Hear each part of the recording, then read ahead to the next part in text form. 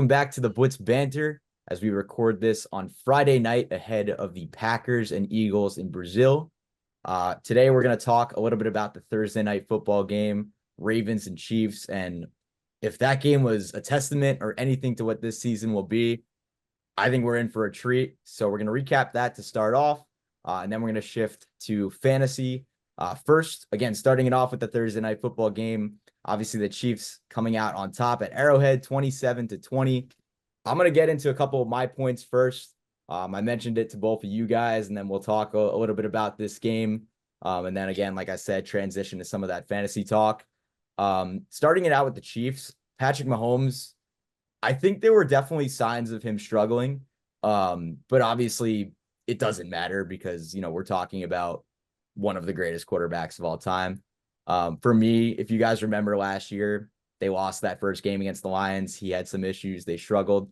And that was, in my opinion, a worse offense. But like I said, didn't even matter because they went on to win the Super Bowl. But now I think Mahomes has the opportunity to win, and it's with the best offense around him in his professional career, in my opinion. I mean, he has some real weapons around him, some real studs. Just to name a few, Isiah Pacheco, I think, looked pretty good. Rashee Rice, Xavier Worthy was awesome. This dude, I mean, you guys watch the game. He's a stud, extremely fast. And we got a glimpse of that at the NFL Combine, really how fast he is and what he can do. But seeing that in-game action against, a really good defense in the Ravens is really cool to see. Obviously, Travis Kelce didn't have the best night, but when he gets going and as the season goes on, I mean, again, we're talking about one of the best tight ends in the game ever. And then Juju Smith-Schuster, I mean, again, maybe not the best wide receiver, but if he's the worst wide receiver in this wide receiver room, that's a pretty good thing. I mean, he definitely struggled in New England last year, but second stint with the Chiefs, and he almost had a touchdown last night. I think he's in a better fit in Kansas City. Don't forget, Hollywood Brown is also coming back. He's coming off an injury. So hopefully we'll see him next week. But again, if Mahomes has the best offense he's ever had in his professional career, I think there's a chance that this team is going to do special things and potentially be the first team in NFL history in the Super Bowl era to win 3 consecutive championships and three-peat.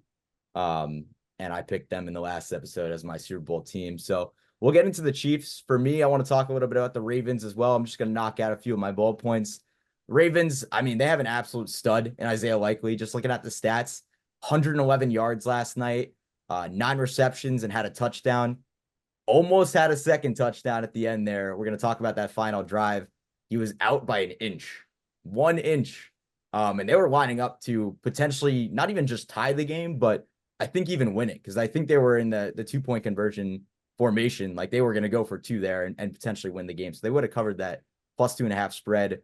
So I want to ask you guys, a little bit about Marc Andrews as well. Definitely not the kind of performance that we were looking at him. Now, yeah, it was in a serious car accident 2 weeks ago, coming off an injury from last year. Is it an overreaction? Will he eventually get going? Or is Isaiah Likely just that guy? For me, I think he looks a lot like a wide receiver too. He's just not really built like a big tight end like Marc Andrews. It's kind of like Evan Ingram a little bit. And with, a receiving core where I think they could use a little bit more help. I think he could be the tight end on the depth chart, and that could be his position, but really fill that wide receiver 2 role behind Zay Flowers. Thought Zay Flowers looked pretty okay. I don't blame a lot of some of the opportunities he missed last night on him. I think Lamar could have been a little bit better.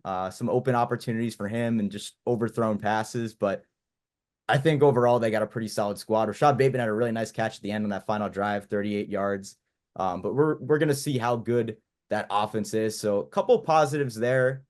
Justice Hill for me was a big positive. Remember, that guy Harbaugh said not too long ago that he was really like an RB1 and is going to be sharing snaps with Derrick Henry. But not only was he sharing snaps, he was out there for every receiving play. Derrick Henry to me just didn't look great. 30-year-old running back, new offense. It's going to take time to adjust. And he's really sharing carries and snaps with his quarterback in Lamar Jackson. So we'll see how long it takes for him to kind of get acclimated to this new system, but very impressed by Likely, very impressed by Justice Hill. And then the final point I want to wrap up with, and then I'll let you guys take the floor in last night's game. I just feel like the Ravens could use another wide receiver. And I think if the opportunity is there for them to go out and get one, why not? I think Zay Flowers is an emerging wide receiver. I think he's going to be very good. Pretty tough week 1 matchup. I think Likely was really good. Definitely took some pressure off of him.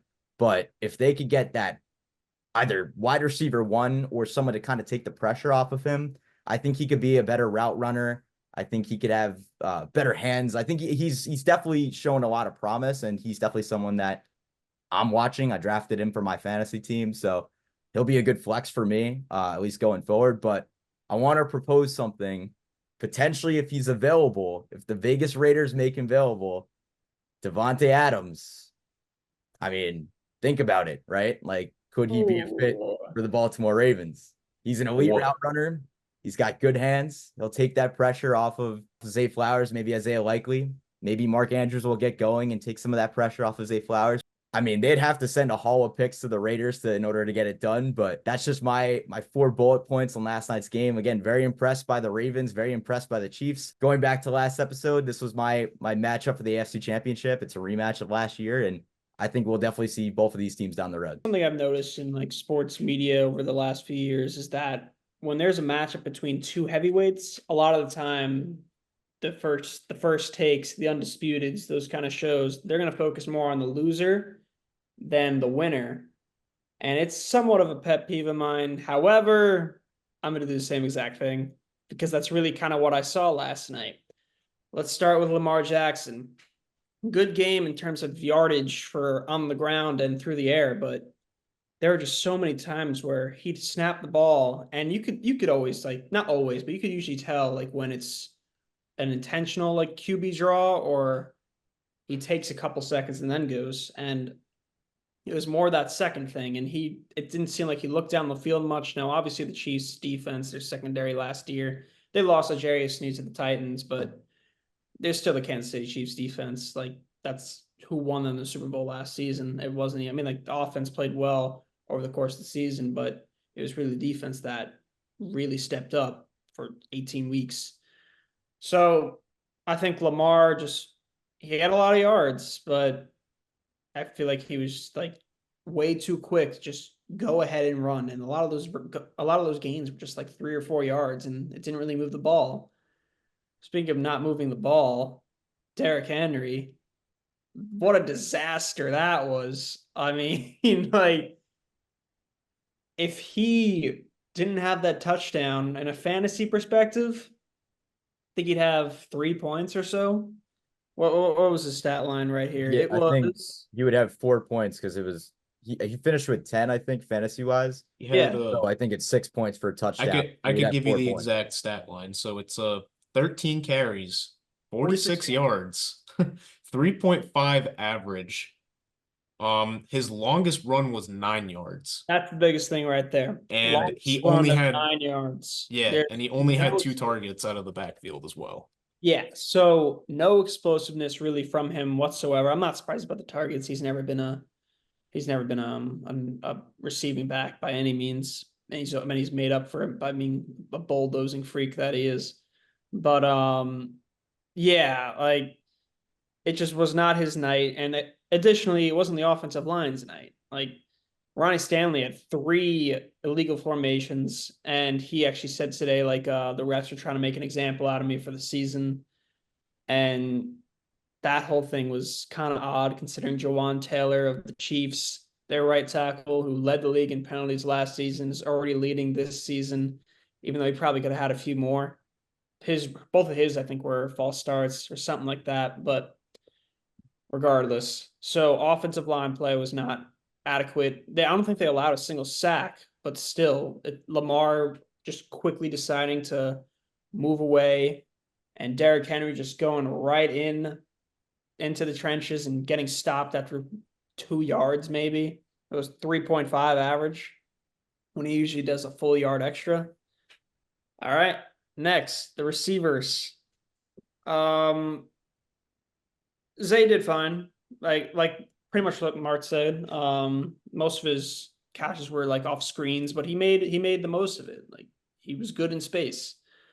Isaiah Likely, man. I watched him at Coastal Carolina and knew he'd be awesome. Not this awesome, but what's it called?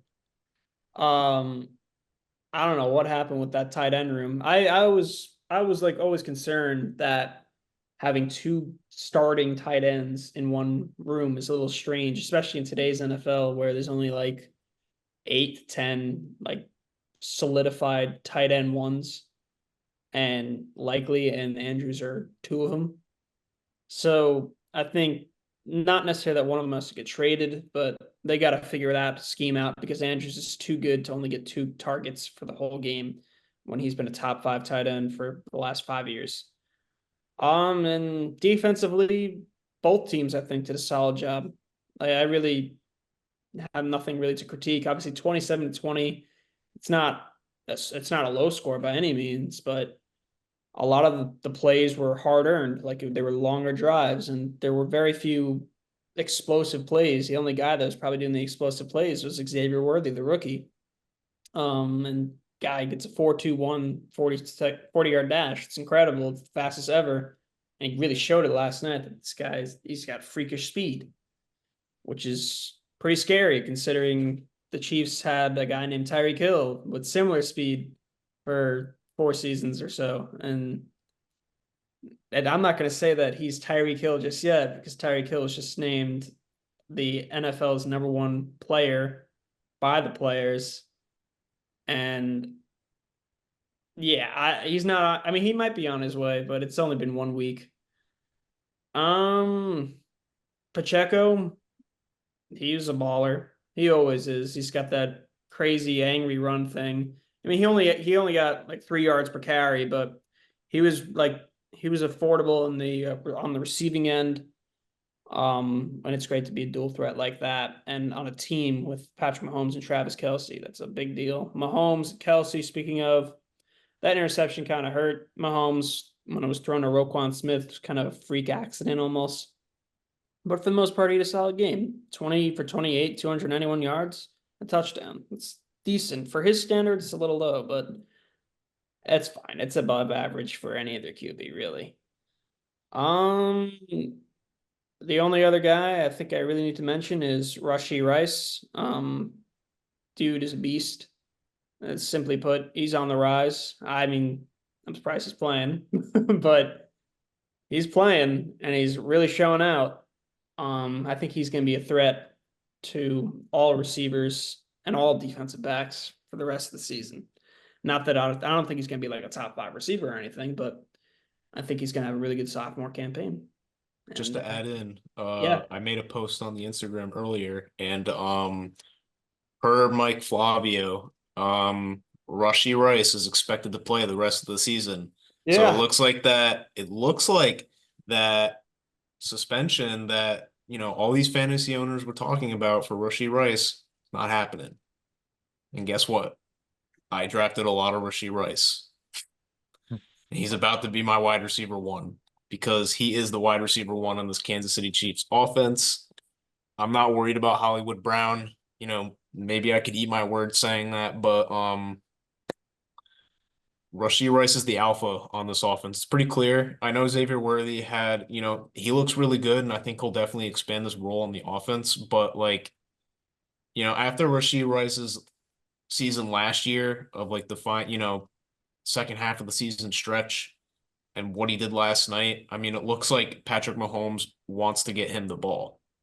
Like nine targets out of 27 pass attempts. Like Patrick Mahomes wants to throw him the ball. And the Chiefs want to get him the ball because he's gonna be their guy. And yeah. Travis Kelce, if you drafted a lot of him, good luck. So that pretty much recaps the Thursday night football game. Once again, the Chiefs and Ravens, with the Chiefs winning 27-20. Maybe a sneak peek or a little bit of a taste of what we're going to get later in the year of the AFC Championship. And I mean, I'm not worried about both these teams, but I think the Ravens have a few things they have to work on. We heard from both of you guys, and don't rule out Devontae Adams. I just feel like if he's made available, if the Raiders are selling, I feel like it's not completely insane to say he could go there. I mean, I don't know what the package in return would be, but that's regardless. I think though, if the Ravens want to compete with the Chiefs, if they want to win a Super Bowl and get over that hump, I think they're going to have to do something. So we'll see what they do this year. We'll see if there's a breakout star right now. It's Isaiah Likely, but we'll see what happens. The Chiefs are still the top dog. I was gonna say, it's actually not really a huge stretch because I think that if you look at the Raiders, now I feel like really their only good player on offense is Devontae Adams.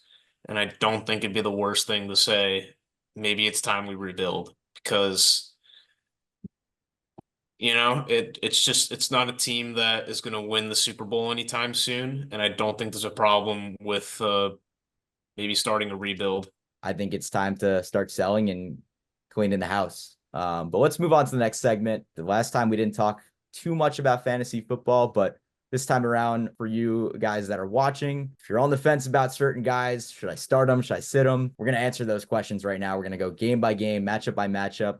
The 1 o'clock games on Sunday, the 4 o'clock games on Sunday, and then obviously the 8 o'clock Sunday night football game, and then the Monday night game as the Friday night game. It's still weird saying that, but the Friday night game is going on as we're talking right now. So Packers and Eagles. But let's get right into stardom, sit-em for week 1 on the Sunday and Monday of the season. So Hunter, Marc, if you guys want to take it away, we'll go matchup by matchup. And if you have a player that fantasy owners should absolutely start or absolutely sit, now's the opportunity to let us know. So starting off with Atlanta and Pittsburgh, a few names that I think are a definite start. Starting on the Atlanta side, you definitely start Bijan Robinson because you drafted him in the first round. I'm looking at you right there. Yeah, you. Not you, Adam. I'm talking to the viewers. I'm talking to the viewers. You drafted Bijan Robinson, you got to start him. Everyone. Oh yeah. Drake London, he's a must start. Kyle Pitts, I'm gonna put him as a start. I know there's been some injury reports about him possibly. I don't know. I saw something about that, but I think if he's good to go, you got to start him.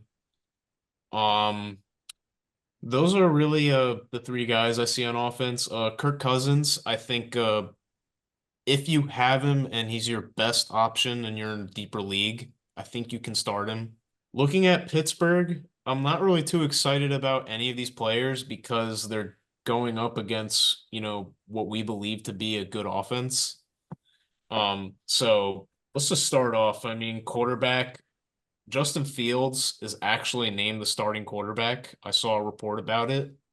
You can fact check me on that, but I thought I saw that. I know Wilson's dealing with an injury, but yes. I didn't see it was official, but I think we're trending that way. Yeah. So looking at Justin Fields, I think you sit him. Don't start him. Who's another name that George Pickens. I think he's a flex option. Wouldn't really say he's like a must start guy, but I think he's a flex. Pat Freiermuth. That's a tough matchup with AJ Terrell too. So I don't know if I'm starting. I mean, if he's my flex, like if he's my 4th best receiver, then no, not this week, but maybe like he flip-flops at flex, but maybe not this week going up against someone like AJ Terrell, just for me. Yeah. Pat Freiermuth, I know he has somewhat decent tight end value, and I think, considering I think the tight end value drop off is pretty fast, I think you can start him, but I'm not excited about it. I wouldn't be like ecstatic to start Pat Freiermuth, honestly, at all this year, because I think the Steelers' offense is just going to be atrocious this year. But yeah, and looking at the defenses, I think if you have the Falcons defense, you can absolutely start them. And I think if you have the Steelers defense, I think they're like a fringe start. I wouldn't call them like a must start. Like if you have them and they're the only option, start them. And yeah, that's that game for me. Yeah, just one more thing on this matchup. The Steelers offensive coordinator is Arthur Smith, previous head coach of the Atlanta Falcons. So for me, just looking at last year, the Falcons were not great in the passing game. Hunter, for my fantasy draft, you actually came over and you helped me draft, and I drafted Drake London. Yeah. Now the best year out of him. A few years ago, Kyle Pitts. didn't have the best year out of him. So they are a team that definitely likes to run. But with him now being on the other side, I think for that reason, Najee Harris might be a good option. Not at RB2. If you have 3 solid running backs, I think he's a good flex for this week. Let's move on to the next game.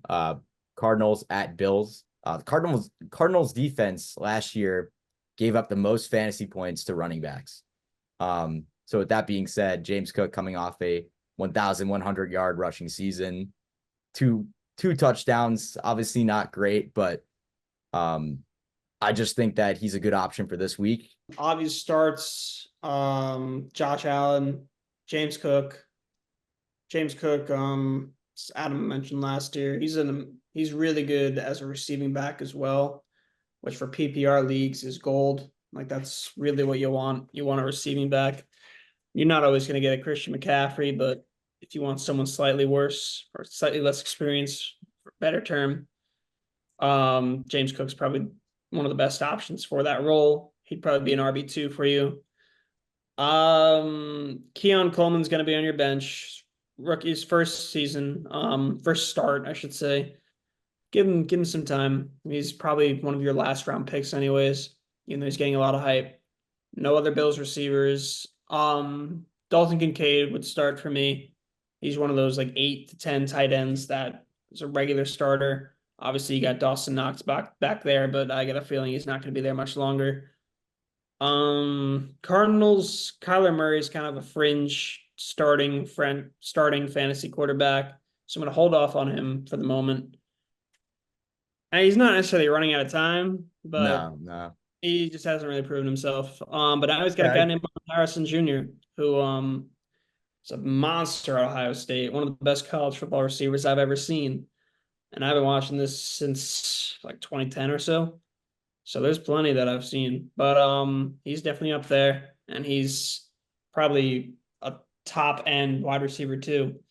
Bill's secondary got destroyed this offseason. Everyone is gone. Everybody. Tre'Davious White, gone. Jordan Poyer, gone. I think Micah Hyde's on his way out. Like they're done in the secondary. They got to fix it. So I think Marvin Harrison has a really solid game. He might even get his first touchdown. And Trey McBride, he's a must start. He's a top 5 tight end for fantasy, maybe 6, but he's up there. Yeah. That pretty much wraps up that matchup. So we'll move on to the next one, which is the Tennessee Titans at Chicago Bears. I'll start with the Bears because there's obviously more players that you're going to start on the Bears side of things. Caleb Williams is the interesting one. I think if he's your best quarterback, which for I think a lot of people he is, you're going to start him. Me personally, when it comes to fantasy, I don't love drafting rookie quarterbacks and starting them week 1. You just don't know. But I think Caleb Williams is different. Hunter, you mentioned it in the last episode. You watched him play in college. We all saw what he did, at least the last 2 years in college when he won the Heisman 2 years ago. And even last year, too. Maybe not as good, but still unbelievable. I mean, first overall pick. Tennessee defense doesn't scare me too much. I would probably start Caleb Williams. Again, depends on what my quarterback room looks like and matchups, obviously. But if he's my best quarterback, then sure, absolutely. Again, continuing with the Bears. Running back, DeAndre Swift, not a huge fan of him. I think he's a flex. If there's better options, great. But I think they're going to be passing this offense more. Cole Kmet at tight end, if he's your best tight end. I mean, I didn't draft a backup tight end, so if I drafted Cole Kmet and he was my one tight end, then obviously you start him. Moving on to the receiving core, the 2 receivers I'm starting this week, and I am starting Keenan Allen. And I drafted DJ Moore. I have him in both my leagues, so I'm definitely starting DJ Moore. Rome Odunze, not too sure. Probably not going to start him just yet. Again, a rookie. I think he's going to be really good, but if you have a weaker wide receiver room, I think this would be one of the weeks to start him. Again, Tennessee's defense doesn't scare me. Their secondary, you mentioned L'Jarius Sneed. They improved a little bit, but I still think with all of those options, I mean, we mentioned it in the last episode when we were going team by team. They're one of those teams that could have a different wide receiver one every week, whether it's Keenan Allen, DJ Moore, Rome Odunze. So if you have any of those 3 guys, I wouldn't be opposed or look at you like you're crazy if you started them.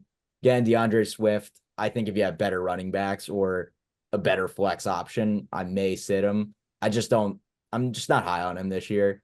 But I don't think he's completely bad. I'm actually going up against him this week, so we'll see what happens. I don't think Tennessee's rush deep. I really am not high on Tennessee at all, but I'll move on to their offense. Not a lot of players I'm starting here. I do have Tajay Spears, Tony Pollard. I'm probably not starting either of them because I don't really know what it's going to look like, that RB1, 1A, 1B kind of situation. I do think Tajay Spears is the better running back, but still, I'm not starting either of them. I think DeAndre Hopkins, correct me if I'm wrong, is out this week. So Yeah, he's out for the have first him. 2 weeks. If you have him, don't start him. He's not playing. The one guy I'd probably start on this offense is probably Calvin Ridley. I'm probably starting Ridley. He didn't have a great season last year in Jacksonville. I think Christian Kirk was the better receiver, but it'll be interesting to see how he does in Tennessee. Will Levis, if you're in a deeper league, I think absolutely start him as your second quarterback. If you're in a normal standard redraft or PPR, I think he's probably your second or third best quarterback. If you drafted 3, I wouldn't start him. So the only guy I'm really starting on the Tennessee side for this week is Calvin Ridley. But when D-Hop comes back, depending on matchup, I might look at him as a flex option as well.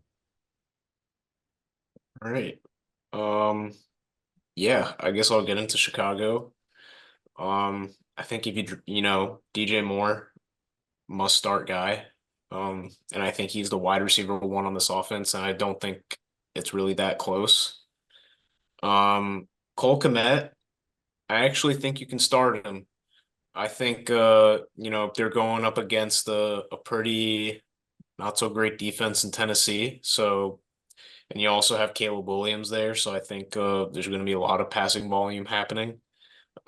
Keenan Allen, I think he's the flex. I'm just not that excited about him. He's a little bit older now. I don't really think he's set up to be the wide receiver 1 on the Chicago Bears offense. Like maybe he was on the Chargers, but I just don't think it's the same thing for Chicago. Roma Dunze, I also think you can flex him as well, but not really too excited about either of them. I think DJ Moore is really the star of the show here. Going to the running backs, DeAndre Swift. I would say flex him based off of what we saw last year, but I think as of right now, there's a little bit of competition in the running back room, so I'm gonna say sit him. Caleb Williams, I think you could start him this week. I think considering what we've seen in the preseason from him, he looks to be very solid. So if he's your best quarterback, I don't have a problem if you decided to start him. Looking at Tennessee, I mean, there's really only one person I would start here, and it's Calvin Ridley. He to me stands out as the wide receiver 1 on this offense. And looking at his value in fantasy, I think he's like, he's somewhere in the range of high-end wide receiver 2 to, high-end wide receiver 3. So I think he's mainly going to be a wide receiver 2 on fantasy teams. Um, you know, as Adam said, deeper leagues, if you have Will Levis, you could start him, but I don't really think you should start him in regular redraft leagues. And then going to, the defenses, I think you sit both of these defenses. I mean, I think if you're in your regular redraft league right now and you're having to choose between the Tennessee Titans defense and the Chicago Bears defense, I think you might have drafted incorrectly. But I'm assuming most of everyone who's redrafting leagues hasn't really done that. So I wouldn't start any of the defenses. So that's it for me on that. We're going to go on, and the next matchup will be the New England Patriots and Cincinnati Bengals. Bengals have been in the news all week.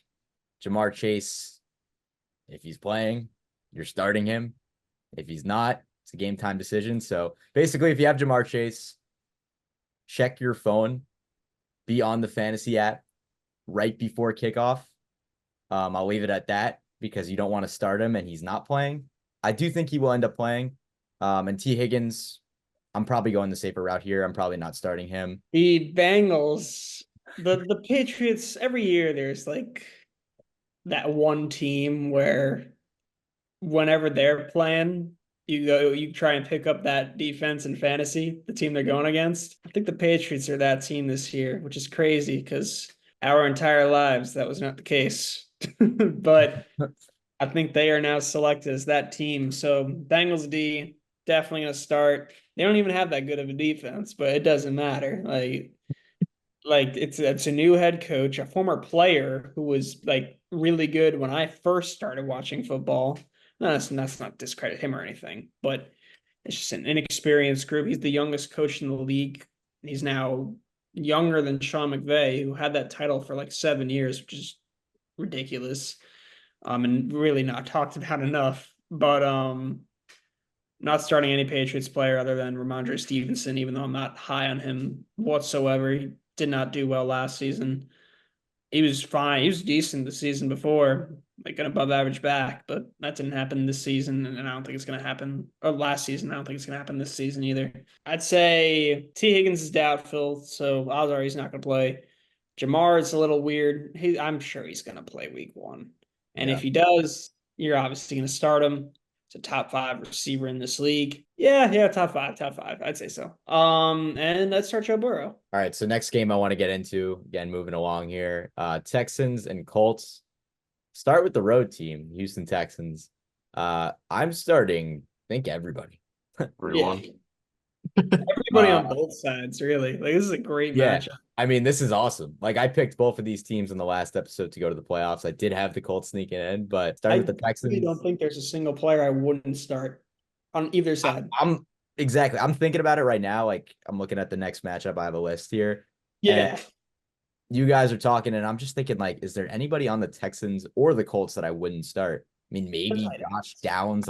I would drafted him. He's a bench player on the Oh Colts. yeah, no, I would say just Pittman for the receivers. Right. Yeah, no, I wouldn't start Adonai Mitchell just yet. Yeah. Okay. I wouldn't start either team's tight end. Not starting their tight end. I agree with that, but probably the 2 players I'll start on that for them would be A Rich and would be Jonathan Taylor. But Texans, I mean, I'm starting maybe all of them. So Joe Mixon, I'd start. Oh, absolutely. Yeah. Joe Mixon. Yeah. Like Nico, I'd start. Stephon Diggs, Tank Dell, CJ Stroud, I'm starting. Like every week. This is every a hell week of a you're game. starting. This is probably the game of the week besides what we saw. Yeah, I I agree. mean, I'm not going to go through all the players, but I think I mean, you guys are talking about Dalton Schultz a little bit. I think you could start him as well, just because I think CJ Stroud, like he's a pass first quarterback. Like I think there's going to be plenty of targets to go around. I mean, like I think with Tank Dell, like he's high end flex option, like very high end flex option. Um, with both Nico Collins and Stephon Diggs, I think you start them because honestly, like if I had to rank them, like in terms of like wide receiver rankings, I'd put them right next to each other. If you have any Texans, congratulations, you're starting them. But yeah, moving along. Jaguars and Dolphins. Jacksonville Jaguars, I'm starting ETN. I'm starting Christian Kirk. I'm starting Evan Engram. I just want to point out one thing about Evan Engram. He had 16 more targets last year than any other tight end. Yeah. So his touchdown production was low, but I think, with the uptick of the expected Jaguars offensive efficiency, I think you should start him. Same thing with ETN. If you guys saw the Instagram, Travis Etienne and Evan Engram were 2 names that I mentioned, and I think they are going to take a step up this year. So, yeah, be excited about the Jacksonville Jaguars. Just going to touch on their defense quickly. I wouldn't start them against Miami, so let's just get that out of the way. Dolphins, I mean, who are you not starting here? You're not starting Johnny Smith, who is their tight end. I just looked. You're not starting. Wow. Okay. I was just That's who you're not starting. Sorry. Yeah, you're starting Tyreek Hill. I'm gonna say one thing about the Von A chain really quick. I think there's a little bit of like kind of questioning of whether or not he's actually going to be the RB1. I think he should be the RB1, and I think it's kind of trending in that direction, but we'll see. But I think if you have him, you absolutely should start him. Don't let that deter you. Jalen Waddle, very high end flex option, wide receiver 2 option. So you start him. Tua, if he's your best quarterback, then you can start him. Raheem Mostert, I think he's a flex option. And, as for their defense, I think their defense is going to take a bit of a step back this year with the loss of Christian Wilkins. So you shouldn't really start their defense either. Moving on, the Carolina Panthers at New Orleans Saints. Oh boy. Gross. Let's just. Who am I starting?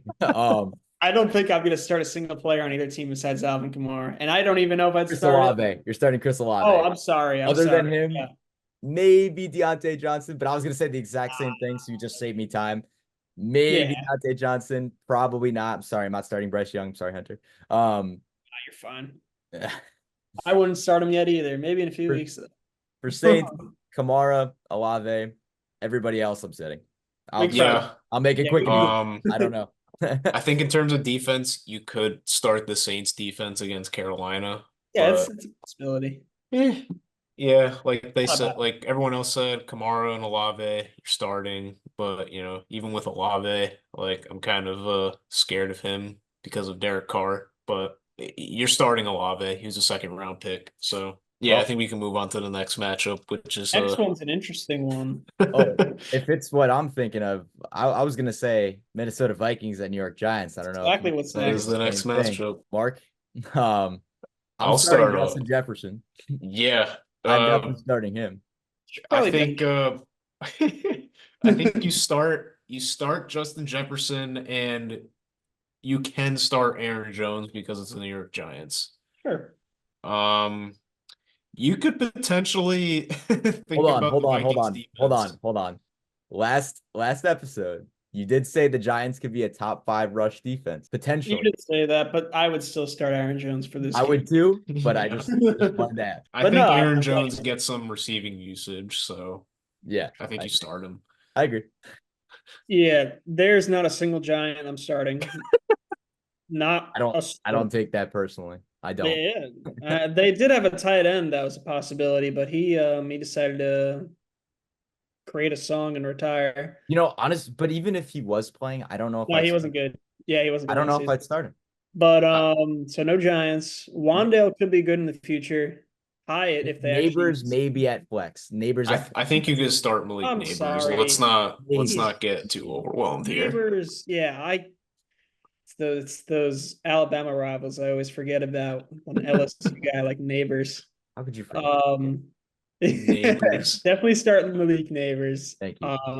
Vikings secondary, they don't got much going on. Sam Darnold is going to prove why he's a better quarterback than Daniel Jones, which probably isn't saying much. I think you're a better quarterback than Daniel Jones. I think I am too. Raiders at Chargers. So low scoring game. I want everyone to just remember that the Raiders dropped 30 fantasy points on the Chargers the last time they played. Defense, yes. I know what you're talking about. Yeah. So that was like a 60-0 game or something like that. it is absolutely an option. And Max Crosby is a dog. So yeah. I don't know what the Chargers offensive line is looking like, but there's one guy there's two guys. There's Rashawn Slater, who's great, but there's another guy they drafted named Joe Alt. It's a Notre Dame guy. Monster. Okay. He went, I think, like 5th overall, 7th overall. Yeah, he went 5th. He went right before the Giants. Yeah, because Latham went 7. Yeah. I'm very happy he went to the Chargers because when they traded away Keenan Allen and Mike Williams left, I thought there was a chance they were getting a receiver, and I thought that receiver could have been Malik Neighbors. Yeah. And, I realized the Giants weren't trading up for a quarterback because they're dumb. You know a lot of stuff. Yeah. I'm happy they took Malik Neighbors, and I'm happy the Chargers took Joe Alt. I think Joe Alt's going to be a phenomenal player, by the way. But I think he's going to be a Pro Bowler this season. I think he has the chance to be Quentin Nelson good in the future. Better? Yeah, I wouldn't be surprised. I think he's going to be really good. Yeah. Yeah. Okay, well, he's not a fantasy player, so He's not, but I mean, I'll talk yeah, about no, him. yeah, Yeah, I'm yeah. just continuing here. Yeah. Well, I think we got them all. Oh, wait, no, Raiders. Devontae Adams must Yep. start. Um, Zamir White, he's super inexperienced, but he is their lead guy. I'd probably put him as like a flex. Some guys might put him in RB2, but I think he's a starter for now. I'm not a huge fan of him, believe me, No. but he has to like he's probably going to end up starting in some lineups. Next one is Denver Broncos at Seahawks 4 o'clock matchup. Yeah, I'm not going to start a single Bronco. I'm not a Javonte Williams fan really by any means. He's definitely a draftable player, but I think he's on the bench. Cortland Sutton, I'd put him on the bench for now, but by midseason, I'm be willing to bet he's probably a starter. Moving on to Seahawks, easy picks. Walker, DK, both are wide receiver. DK is a wide receiver too, and Walker's a running back too. JSN, he's also in that 6-man category, but I think you could throw him in at the flex for this week. And I just think I think you could give the Seahawks D a shot here. We got the Cowboys and Browns. I An think interesting one. Yeah, I think it will be. definitely want to watch this one if I can. Oh, definitely. 4 o'clock game on Sunday. The Cowboys are the road team. Browns are at home. I'll actually start with the defense. So I'm going to start both of these defenses. In my fantasy league, the Browns were the first one off the board. And there's only one player I need to say, and that's Myles Garrett. And I think him alone is enough reason to start them because he is one of the best defensive players. If not, no, he's top 3. Yeah, he's definitely up there. He's up there. Don't even But I think debate you can that. make the argument for him being one of the best defensive players. I go back and forth, but I like Myles Garrett a lot. Cowboys, 3 players I'm starting. CD, Jake Ferguson, and Dak Prescott.